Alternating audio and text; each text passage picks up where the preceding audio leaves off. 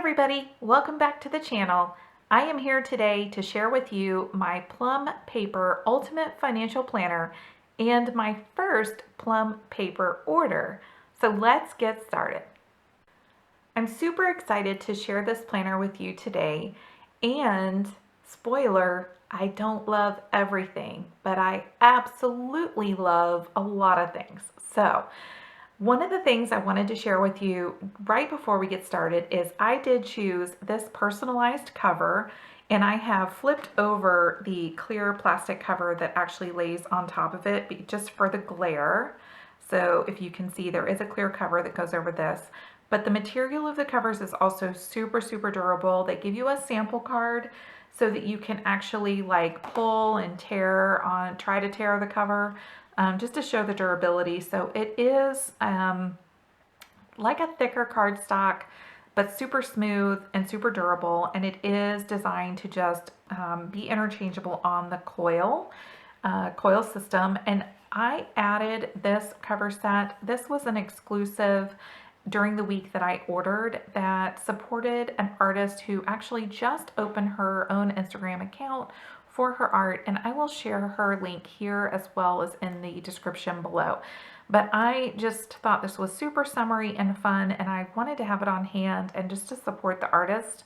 So I didn't really need it because it's the only planner that I have from Plum Paper for now, but it is beautiful. Okay, so let's go ahead and turn into the planner. So if you have seen Plum Paper planners before, you'll know that there's a lot of customization options, and I only added a few things to this. So most of what you're going to see here would be the way that it comes. I'll try to make sure that I'm pointing out the things that I added on, but I will put in the description below exactly what I ordered and exactly what I added on and where I added it on, just to make sure that if you like it exactly the way it is, you could get it the exact same way. Okay, you have your regular page to put your information on. You have a current year overview and a following year overview. With Plum Paper, you can pick your start month, and I did pick a July start, but I am going to flip you through August because I've already started working on our July budget in here. If you saw my previous video, you saw that I have I'm going to be working through 3 different financial planners for July, kind of comparing what I like and don't, and figure out what we're going to use going forward, which may be the system that I've had. We'll see.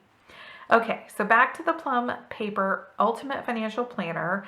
I did choose the 7x9 size. There is a larger size if you prefer that. Once you turn from your overview pages for your calendar, you have an overview that is labeled special dates, and this does have the months already printed on January to December.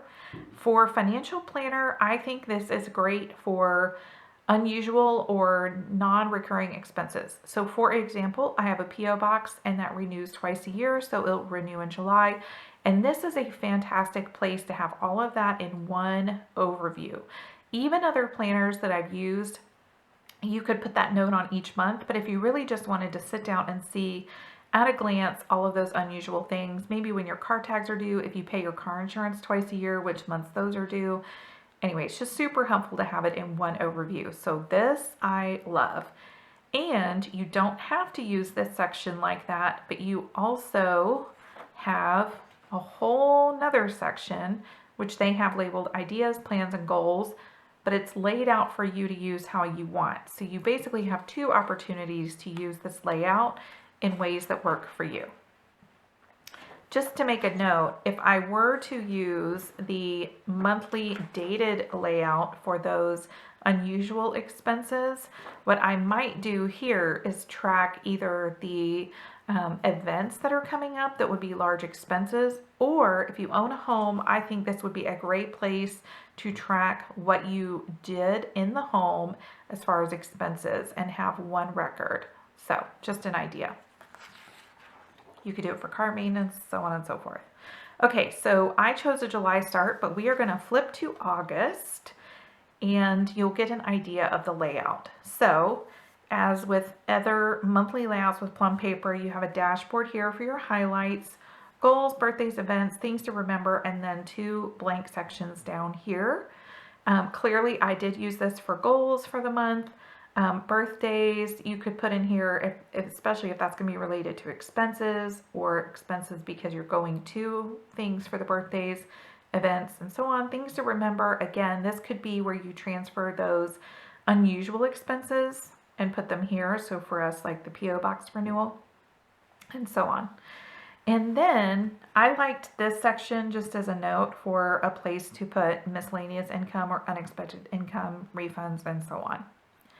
Okay, for the next dashboard kind of overview page, this says setting up for success. It has a place for income. You have 3 places for income. Honestly, for us, that is actually our bare minimum. My husband is retired from the military and we both work full time. And then I like to have at least one more line for miscellaneous or unexpected income. And so for July, I simply wrote it below this line. There is a column for the expected amount in each category and the actual amount in each category, but there's only one place to total out, which is accurate in the sense that it only matters what actually came in.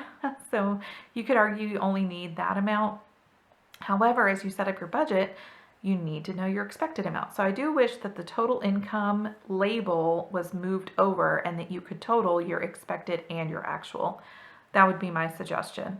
Okay, monthly balances. So you can track balances here. This could be for checking, savings. It could be if you have multiple accounts, like we have a sinking fund account, a Christmas account. Again, I'd kind of like to have more spaces than this, but for most people, this might be sufficient. And then over here, you have a monthly debt reducer goal. So this is not a place to really set up what you currently owe unless you just fit that on the line, maybe label what it is, say car payment number 1 or car number 1. You could put your starting total here and then you could put what you want to contribute towards that debt. Monthly savings goals, you have, again, several places here to write what you're saving for, what you want to save this month, and what you have total. So this would be a place that you could do, for example, sinking funds versus tracking them in here if they're in a different account. And then here you have your total. So if your goal is to save $100 for something, then you could, break it out and fill in that circle as you go throughout the month. This right here is the problem I have the most with this whole planner. And again, I love so much about it. Monthly fixed expenses, there's 9 items. The problem I have is this is basically the only place that you're creating a budget in these 9 blocks. You do have your debt goals, you have your savings goals, and you have your income, but you really only have 9 little spaces to plan your expenses, which means you either have an extremely simple budget, in which case I can't imagine you would be using a planner this complex if you have 9 expenses every month, or you are going to have to categorize. So kind of how the cloth and paper inserts had 6 sections on each side, so a total of 12 sections, but there were about 6 lines each. You would have to combine categories. So for example, home expenses, car expenses, insurance expenses, food expenses, and so on and so forth. And I just feel like, I don't know, I like to break things down more than that. Then you have a place down here to have your total monthly income, which again, you can't put your budget and your actual. This would just really be at the end. You would have your monthly income, your savings, and debt payoff. So the net, so if you saved 100 and you paid off 50, you would put 50 here. And then fixed expenses, so this total, and then your spending budget. So basically what they're doing is they're not trying to put all of your expenses here. They're just trying to say, take what you're going to have come in, take what you want to pay off on your debt, take out what you're going to save. So in a way, they are helping you try to prioritize.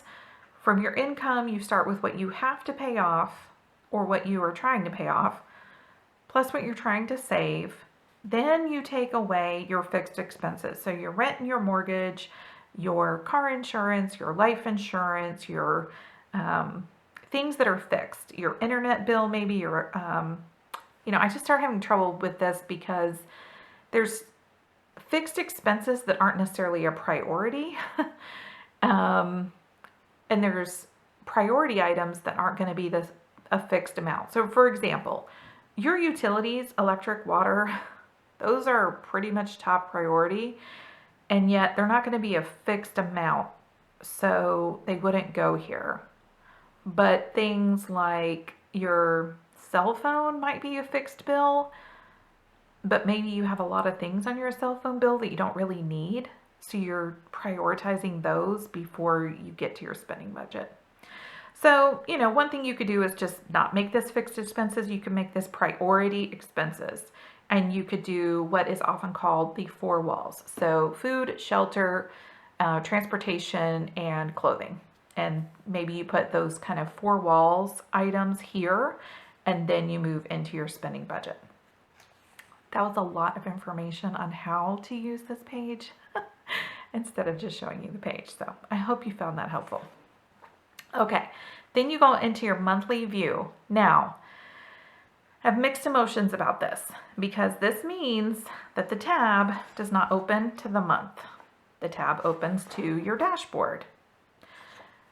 In almost all cases, I want a tab to open to the month. However, this is a financial planner, so it does make sense in a way for the tab to open to kind of your priority page, your overview page. So if you want an extra tab, get an add-on flag, or put washi down the side or washi on the top. And then if you want to go to that, it's a little easier to find. Monthly view, plenty of room to write. You could just write out bills as they're due through the month so that you have an overview. You could put your paydays down. And then when bills are due, just to make sure that everything is cash flowing, however you want to use this, there's lots of ways. And then part of what I do love about the Ultimate Financial Planner from Plum Paper is that every single week you get this layout. So you have a place to track all of your actual expenses throughout 1 week. You can then total up the categories. You can see what you spent. You can decide here, if this is your spending budget, and say, for example, you have 5 weeks, so you just divide that by 5, or however you want to do it, you can set your starting amount for your spending budget for the week, what you actually spent, and what you end up with to roll forward or to put in savings or work on debt, however you want to handle. Payments due this week, there's only 3 spaces for that, so that's probably sufficient for a lot of people. And then there's a place to kind of mark what you're going to treat yourself. Then you still have a weekly view. So one option would be, this could be your main planner if you want a weekly planner without a lot of space for the day. Or if you don't necessarily need a schedule and you really need more of a to-do list, because you have your financial information. Then you could use the calendar view for your own schedule, and then you could have your to-do list on each day. So if this is enough of a planner for you for all of those things, you could use it in that way. If you're strictly using it for budgeting or finances, you may want to use this for things that come up unexpectedly. You may be trying to track how you're using your personal spending money. You can still prioritize items for the week or goals, whether that's savings or not eating out or taking your lunch or however you want. Lots of room to just use it how you want. So you have that layout. That's the second one. 3. And then you have this. Let's count that again. So monthly view, and then 1, 2, 3, 4. Okay, 4 full weekly views, and then your monthly summary page. Let me bring you into this page a little closer. Okay, This is nice because it is taking the ideas from the first page and giving you a space to total out for the month. So you just pull from each week your total spent, then you would probably just total up your fixed expenses from the first page. Then you have a couple lines of flexibility. That's good. The total month spending here. You go back to your front page to see what your spending budget was, then bring over from here what you actually spent, and then if you were over or under. Did you stick to your budget or no? And then again, you can track your account balances like you did at the beginning of the month, and then put your starting, ending, and net amounts. Monthly debt reducer, again, same information from the front, except this time you list your debts, what your goal was to pay off towards those debts, what you actually did. And then when you get to the bottom, you can even track what category you spent the most in, because on the weekly view, you had color coding. So each category, when you wrote this out, you can use the key to track your categories. So again, you just have those amounts if you want to include your total here at the end of the month. Then you have a lined page, and I added a dot grid page throughout. I think I added lined and dot grid throughout. So you could have lined pages and dot grid pages, either or both, added to the back of your planner, or you can have them spread throughout the planner. I know I chose to spread them throughout. I can't remember if the lined was included already. But I did add for sure the dot grid. I'll double check and put it in the notes below. And then this just repeats. So you have your dashboard, your monthly view, you have 4 weeks of detailed tracking, and a weekly view. You can also customize some of these fields when you're ordering on Plum Paper. So just know that you can do that. I didn't really do much of that. And once you go through all 4 weeks, you have your summary page. And then again, as I said, I added a couple pages. I'm really glad that I have the lined and the dot grid for each month, because if I really wanted to track my budget from a monthly point of view and have all of my expenses, my budget amount, my actual, and my over under, I still have one page to create that here. So if you've seen some of my other videos, I'll link one here. That is one page I've always set up since I've started using a paper planner again for budgeting. So that might be the only way that this planner would work for me. Okay, so again, I had chosen July through June. So July of 2020 through June of 2021. Now I saw Julie point out in her Plum Paper Daily that she recently reviewed that she noticed on how the colors, instead of kind of mixing throughout, they go almost like in seasons. So for example, spring, well, January to March going into spring is all purple, and then from April to June is all a peach or coral tone. So this is the colorful version, and that's how the colors come. So once you get to the back of the planner, I have several notes pages and a couple of dot grid. I know that some of this is because I chose to have pages added throughout the planner. So again, I'll put notes below on what I added on and what helped me create this exact combination of pages. You have a passwords page, and you have my contacts, which is 2-sided. You have US holidays, which may help with vacation planning. Do you guys think maybe one day we'll be able to vacation again? I like to go places. Okay, moving on. 2022. Not only do you get a 2-page view of the current year, so this is a July 20 to June 2021 planner. So I get a 2020 overview that's on 2 pages at the front. I get 2021, which is 2 pages at the front. And then I still get 2022 in a 1-page layout in the back. Crazy. There are 2 pages of stickers. These are kind of encouraging and decorative, And I love that there's even different skin tones and just a nice set of encouraging stickers that just coordinate well with the colorful planner. Then you get a sheet of functional stickers, and these are very matte finish stickers, but they're very colorful, very vibrant in the color, and I really, really do like them. And then you have a pocket in the back. I like that this is quite a tall pocket, especially for a financial planner. You know, hopefully less chance of anything falling out. This is another thing I did add, a sheet protector coiled in, and it does have just a slightly lower front than back, so it's easy to get into, which I think is really important. And it's textured, so you can see to separate that and use it. So I like to have this for something like if you want to print anything off, like a debt tracker, if you don't want to have to write that in on the lined pages in the back, something like that. Or if you just want to keep receipts.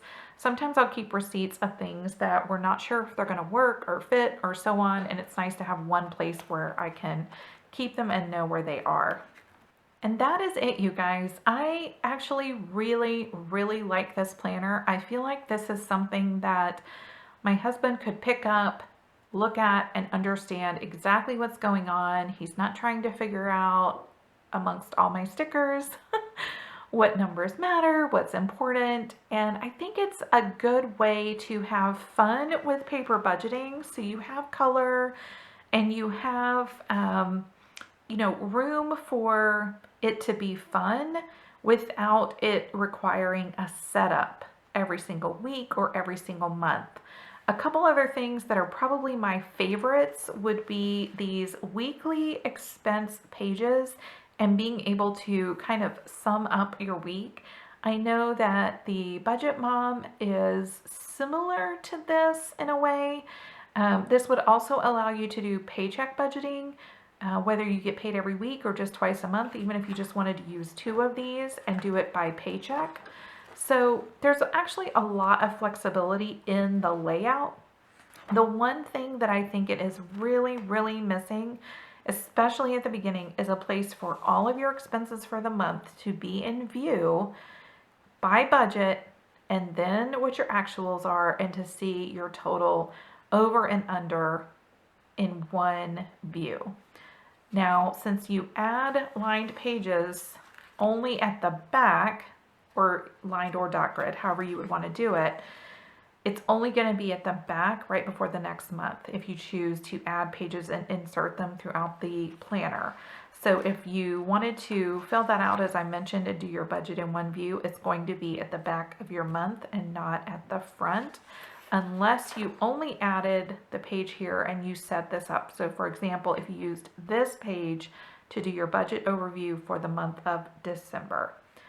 So I think I've rambled on enough. I found very few videos talking about this Plum Paper Ultimate Financial Planner, so I really wanted to make this for you guys, and I really would love to hear from you. If you have any follow-up questions, to please leave those in the comments below, and I would be happy to do another video answering those questions if you would find it helpful. I will be completing my July budget in this planner along with 2 others to compare how they actually work for us and hopefully choose one going forward. So I hope to see you over on Instagram. I'm at Tammy Skipper, and that's where you can find me most days. Until next time, guys, have a great day and happy budgeting. Dear camera, please stop shutting off without warning me.